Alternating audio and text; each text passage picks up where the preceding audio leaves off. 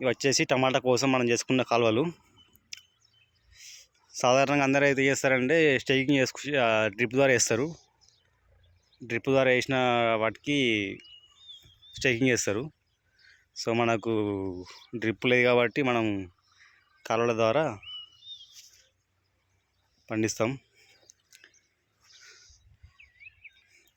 ఇది మనం ట్రాక్టర్ బొయ్యకు కొట్టడం జరిగింది. సూపర్ వచ్చాయి. ఇంత ముందుకు మనకు ఎడ్లున్నప్పుడు ఎడ్లతోనే కొట్టేవాళ్ళం. ఇప్పుడు ఎడ్లు లేవు కాబట్టి మనం ట్రాక్టర్ ద్వారా కొట్టిస్తున్నాం. అంటే ట్రాక్టర్ కూడా మడేదనుకోండి. అక్కడ ఉంది బండి. ఇవి కూడా టమాటా చెట్లు, కాకపోతే గడ్డి బాగా అయిపోయింది అందులో.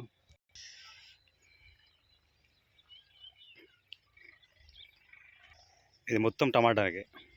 టమాటా పొయ్యి అనేది కట్ట వెడల్పు ఉండాలి. కాలువ చిన్నగా ఉండాలి. కట్ట అనేది దొడ్డుగా ఉంటే మనకు చెట్టు అనేది చెట్టు కాయ డ్యామేజ్ కాకుండా ఉంటుంది. చెట్టు అనేది కట్టపై ఉంటుంది కాబట్టి మనకు ఎటువంటి డ్యామేజ్ కాదు టమాటా అనేది. ఇంతకుముందుకు మనం కావాలి చిన్న వేసి పెట్టేసినాం.